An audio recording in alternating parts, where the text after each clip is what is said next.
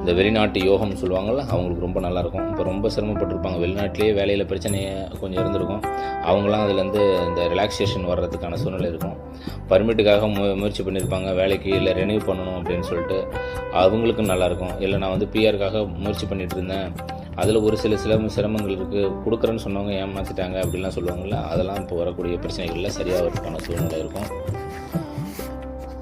ஏன்னா இந்த கடகராசிக்கு 7ஆம் இடத்து 8ஆம் இடத்து அதிபதி தான் இந்த 7-8 கூடியவர் தான் சனி. அவர் 9ஆம் இடத்துல வர்றது ரொம்ப சிறப்பு. இன்னும் அதிகமான உழைப்பு போட வேண்டிய ஒரு சூழ்நிலை இருக்கும். ஒர்க் ப்ரெஷர் கொஞ்சம் கூடுதலாக இருக்கும். ஆனால் அதற்கான பலனையும் அனுபவிச்சிருவீங்க. இப்போ வந்து நம்ம வர வேண்டியது ப்ரமோஷன் வரல அப்படின்றதெல்லாம் நல்லபடியாக வரும்.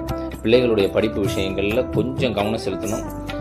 கொஞ்சம் படிக்காமல் கொஞ்சம் ஸ்லோவாக இருக்கலாம். ஏன்னா நம்மளுக்கு 2ல் வரக்கூடிய ராகு கேதுனுடைய அமைப்பையும் நம்ம எடுத்துக்கணும் இல்லையா அந்த காலகட்டத்தில். அப்போ கொஞ்சம் ஸ்லோவாக இருப்பாங்க. கொஞ்சம் நம்ம ப்ரெஷர் பண்ணி படிக்க வைக்கணும் அப்படின்னா இப்போ கொஞ்சம் படிங்கன்ற அளவுக்கு நம்ம அவங்களுக்கு அட்வைஸ் பண்ண வேண்டிய சூழ்நிலை வரலாம். அதேமாதிரி கடகராசினுடைய அமைப்பில் இருக்கக்கூடிய உயர்படிப்பு படிப்புகளுக்கு கொஞ்சம் அந்த தடைகள்லாம் கொஞ்சம் விலகும். கொஞ்சம் முயற்சி பண்ணணும். அவங்க நிச்சயமாக வெற்றி பெறுவதற்கான வாய்ப்பு உண்டு. முன்னாடி மாதிரி இருக்காது. அதில் நிறைய தடைகள், போன முறை நான் எக்ஸாம் எழுத முடியல, போன முறை எனக்கு நிறைய சிரமங்கள் இருந்ததுன்னா அதெல்லாம் இந்த முறை நல்லபடியாக எழுதுறதுக்கான அமைப்புகள்லாம் உண்டு. கட்டுறதுக்காக கடன் கேட்குறது, மற்ற விஷயங்கள், லோன் அப்ளை பண்ண அதெல்லாம் நமக்கு ரொம்ப நின்று இருந்திருக்கும்ல, அவங்களுக்குலாம் இப்போ அந்த லோன் அதெல்லாம் வர்றதுக்கான ஒரு வாய்ப்பு இருக்குது.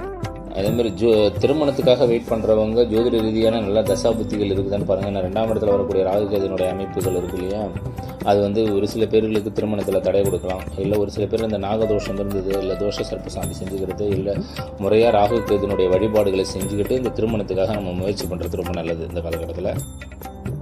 ஒரு சில பேர் அதுக்காக முயற்சி பண்ணுறது, இப்போ ஜோதிட ரீதியாக மாப்பிள்ளைக்கு பொண்ணுக்கான ஜாதக அமைப்பு நல்லா இருந்ததுன்னா இந்த திருமண காலகட்டங்கள் நிறைய பேருக்கு ஒத்து வருவதற்கான அமைப்புகள்லாம் கூட இருக்குது. ரொம்ப தைரியமாக இருப்பேன். ஏன்னா 3ஆம் பார்வையாக 3ஆம் இடம் கடகராசிக்கு 3ஆம் இடத்து சனீஸ்வர பகவான் பார்க்கறதால நிறைய முயற்சிகள் நடக்கும்.